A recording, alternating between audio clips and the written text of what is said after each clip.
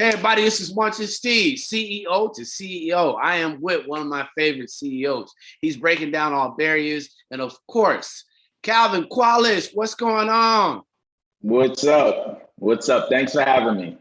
Come on, it's my pleasure, brother. We want to give insight to brand creators. Here at Rolling Out, we got Ride. It's always about insight and elevating individuals to get the insight, the roadmap, the blueprint from CEOs like yourself. So where were you when you found this inspiration? And just number one, how'd you come up with the name? Absolutely. So to really be able to tell the story, and I'll condense this as much as possible, but really have to tell the origin story. But the brand started in a barbershop that I own called Center Stage Cuts.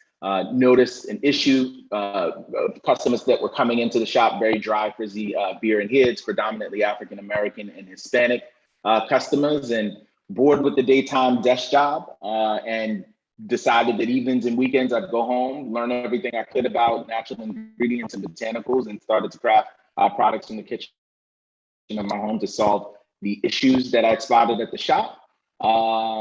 And that's sort of how it took off. The name Scotch Porter, at that time I was an avid Scotch drinker, loved Scotch. And Gregory Porter was a musician that I think has an amazing, phenomenal voice. So it was inspired by some of the things that I love. Yeah, that's a beautiful kind of putting together of history, love of jazz, things we celebrate. So for the celebration, it sounded like you were having this whole George Washington Carver moment. The research, when you decided to think about quality products for individuals as it relates to Scotch Porter, what was it like? What was your methodology on doing research? And can you tell future CEOs why research is important? Yeah, I mean, I had the best sort of testing ground that one could have when it comes to creating product for men, for hair and beards, right? I had the barber shop. So I mean, I was able to quickly create products, do tons of research. I did have the natural hair movement was and still is a thing. And so I learned a tremendous amount from the women that were leading that in terms of like really good ingredients that solve issues like frizz and damage and dryness. So utilizing research to then go back home and put together products and do my own research and speak to customers. I mean, it's super, super important to be really dialed into the customer and doing research and asking questions to really validate that one, there's even demand, right? Before you go out spending 2-3 years on something, you really need to validate if there's even demand for your product. And so I had a wonderful sort of testing ground, research ground, and then I had the barbershop, and I could get feedback really quick. That's smooth, but we want here rolling out the methodology. Just like, how would you approach a brother who's in the chair and say, "Hey, B, I need you to try this." What is the approach, and why should individuals test and learn versus just go automatically into it? What's the rationale? Yeah, so I mean, the approach I had was I had the barbers, right? I mean, they come in, customers come in, you trust your barber, I trust my barber. I visit him every 2 weeks. If he tells me that I should try something and he's seen that it works, I trust him. So I almost use the barbers sort of as the conduit between the customer and myself. I am not a barber, right? So I use that sort of as a conduit to be able to reach the customer and to gain some trust. In terms of the methodology for research, I think it all comes back to, if you're going to create a product or you want to put a product out there in the market, I think you really do have to be a really good problem solver and have to be super passionate about the problem that you're looking to solve. So you've got the formulation going, you start out, now you have to figure out packaging, branding in terms of logo, color choices, color waves. How'd you start? Yeah, I mean, I worked with a friend of mine in the beginning days, had no money, no cash. Actually started the business out with like $500. So I worked with a friend of mine who was a graphic designer. He had built websites. He had helped build our website. He also helped with designing our packaging. We went with some stock bottles. I had a few mentors that were in the space that I had asked for advice on which packaging folks I should talk to and who I should talk to and which label providers.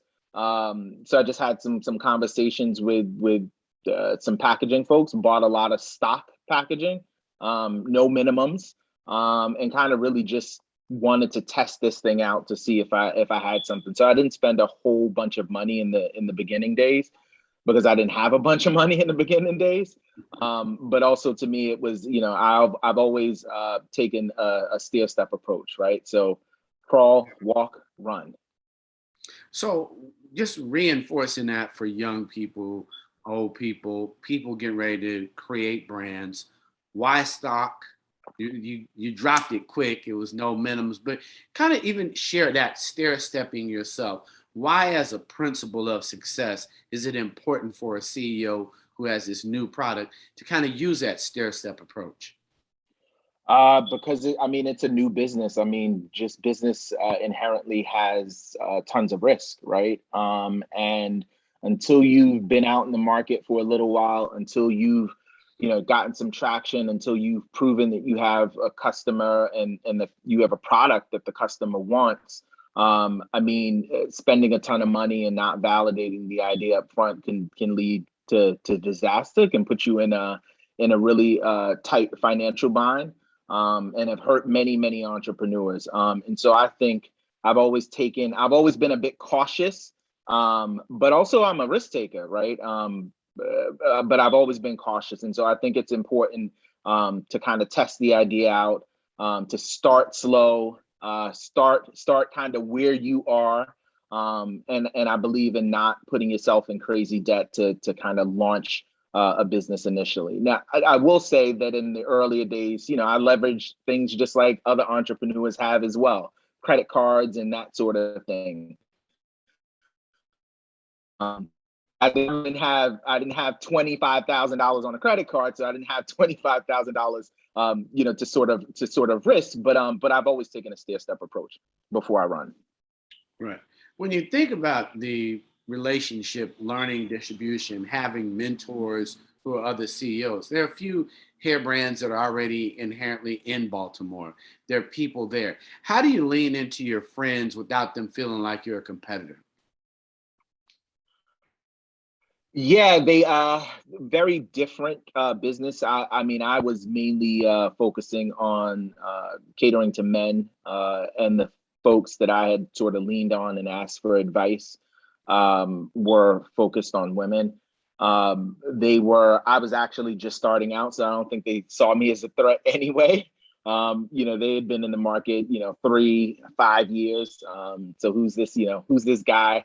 They look like me. So I think there's that too, that they were willing to help a brother out. And so I think in terms of like being a threat or a competitor, I definitely was not a threat or a competitor at that time. And even today, when we're community entrepreneurs, we still have to share information, connect, grow our. What is that like for you now that you are in retail? You have some experience. What are you doing to share with other young entrepreneurs, particularly in the Baltimore DMV area, or when you go out and speak? Yeah, so that I feel super obligated to kind of reach down and bring other folks up and try to educate folks on my pitfalls and bumps, scrapes, and bruises along the way. And so I do that a lot. Just last night, uh, uh, on a Zoom call with students from Xavier University till about 9 o'clock at night, just sharing my journey and answering questions. It was an entrepreneurship class. I've participated in founder and residence programs with Target, with BIPOC founders. I'm always on a call or willing to get on a call with an entrepreneur that's just starting out. So, I am them. I know what it feels like to start something and have a ton of questions and it's hard to get answers to them. So I'm always willing to hop on a call or mentor someone What's it in this like? space. I mean, being, you're there in Target now. When you first walked in, saw your stuff on the shelf, what's it feel like? Um, Describe that. And if you would, tell us a story about even being on the aisles now. Yeah, it was a pretty surreal experience. My mom was there when we walked in, to see product on the shelf, and she is a crier, so she cries a lot. It's a proud moment for her. It was a proud moment for me. It was a really proud moment for the team, and to just believe, just understand that this was something that was just manifested from an idea with no money, no financial backing in those earlier days. All the blood, sweat, and tears, and nights trying to figure out how you're gonna make payroll and all kinds of things, and to just see your product on the shelf was a really, really amazing experience. And it was a testament to that if you're really passionate about something, and your heart and your mind is in the right place, I do believe that God and the universe will help you to figure it all out. So rewind. Entrepreneur is literally in Baltimore. Target's headquarters is not even close to Baltimore. Like you cannot walk there. You literally are going into, I would consider, much more foreign land. Can you describe what the Founders Program is, and literally talk about your entry and journey to Target? Sure.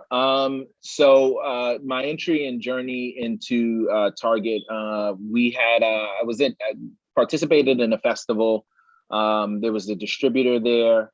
That was in the very early days. We had been like 1 year old, 1 year into business. The products didn't look like what they look like now. They were very, very kitschy looking products. But spoke with the distributor, kept in contact. We had an opportunity in the earlier days, like year two, to launch to about 50 stores for a test.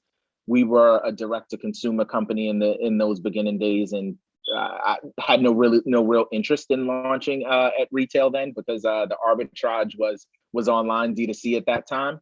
And so decided not to do it, but kept in contact with that distributor. Through that distributor, I had met someone in the supplier diversity team at Target, and had built a relationship for a couple of years. Target had introduced a Target Accelerator beauty program, and the supplier diversity officer had actually reached out to me and thought that we should apply. Over 4,000 applications. They selected 10 brands. Scotch Porter was one of the brands. It was thank you. The accelerator program was simply just to understand and learn sort of the back end mechanics of what it means to work with a large retailer like Target. And I was very, very interested in learning what it meant to work with a retailer like Target.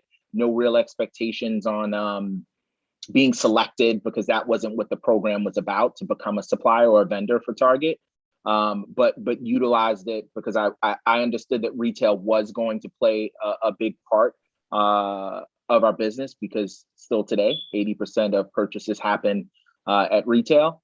And so learned a tremendous amount about margins and competitive analysis, and looking to see what's on the shelf, and how you need to how your packaging needs to resonate when a customer walks down the aisle and grabs their attention.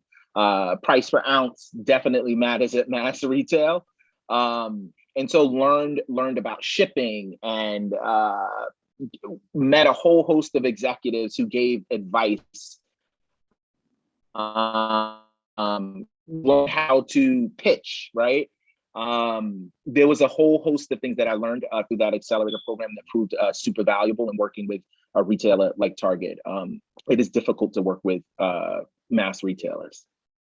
So give us the pitch. You were talking about a pitch.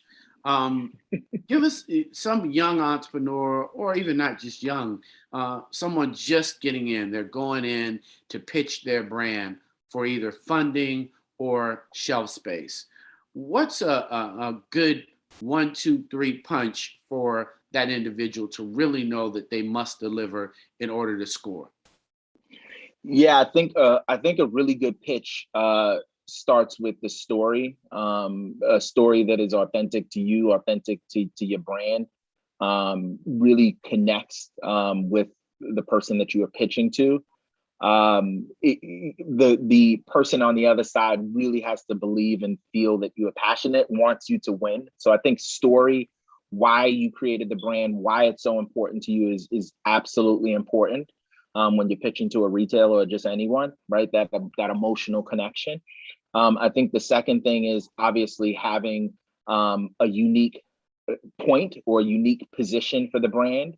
Why should I choose your brand over the next brand? What's the point of difference? Also for the retailer, it's also connecting them to an audience that they aren't really good at connecting to, right? So bringing in new customers, right, is important to them. But really identifying like this, why your product is unique and why a retailer should take on your product.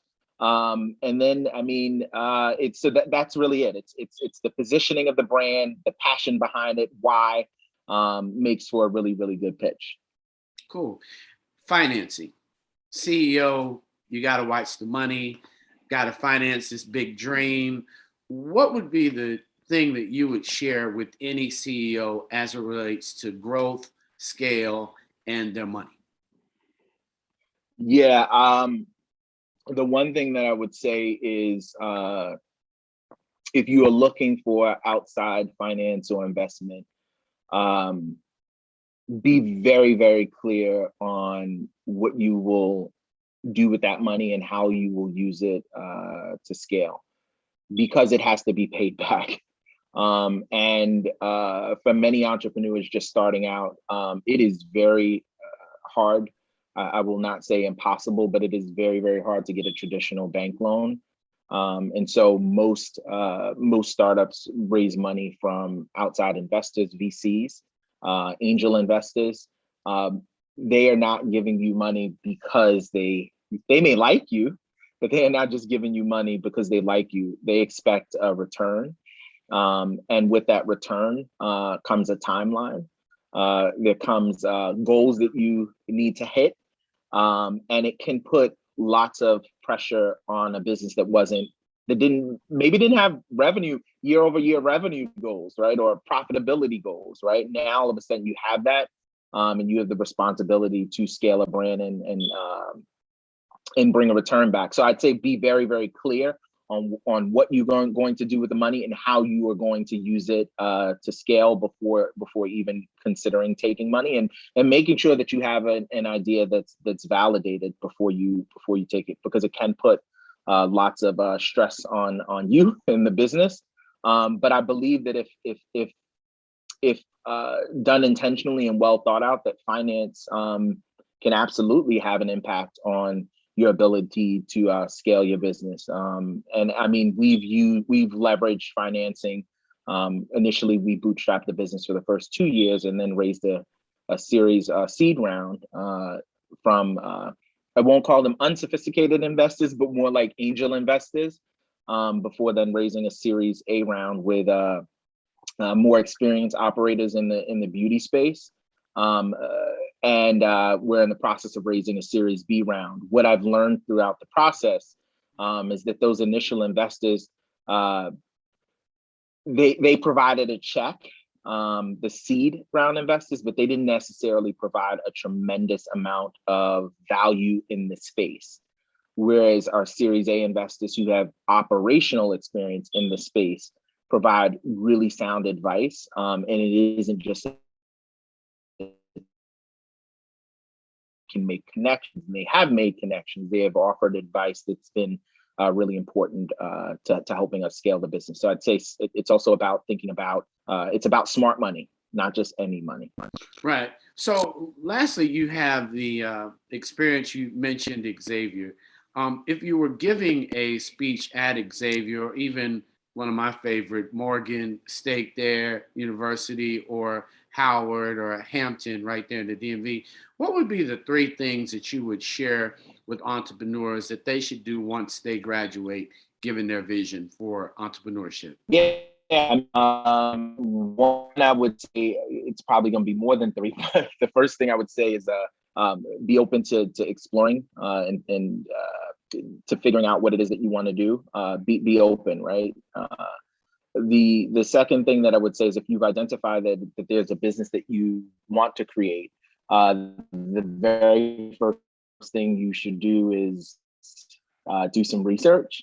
If you're thinking about, entering a market, if you're thinking about entering a market where there are no competitors, you got to have a lot of money. So it's important to sort of do your research, understand that competition is sort of a healthy sign for entering a market. The second thing I would say, if you're thinking about starting a business, is really identifying and cultivating a unique USP that goes back to that pitch, like why. Why should someone purchase your product? And I think what's usually best is to focus on a niche market, because usually in a niche market, consumers are much more loyal, much more engaged, much more passionate about what it is that you're offering. So my second suggestion, starting out, to focus on the niche market. And then the last thing is what I did is keeping your daytime job, if you have one, in the beginning. Entrepreneurship in business is just, again, it's inherently risky. You can lose a ton, and I think you also need just a reliable source of income until you kind of validated your idea. And so those are a couple of the suggestions that I'd make for anyone that's just leaving college and interested in entrepreneurship and starting a business. Cool. Well, thank you for being on CEO to CEO. You've done a phenomenal job. We're very proud of Scotch Porter. Here's to you, Calvin Quallis. Any last words for those who are getting ready to think about creating a brand today? Yeah, I would say start where you are, with what you have, and if your heart and mind are in a really good place and you're super passionate about what it is that you're doing, that God and the universe will help you figure it all out. But you got to start. Cool. Thanks so much. This is Munson Steed and Calvin Quallis on CEO to CEO. This segment's about brand creators. We'll see you again on CEO to CEO here on Rolling Out. Thanks for having me.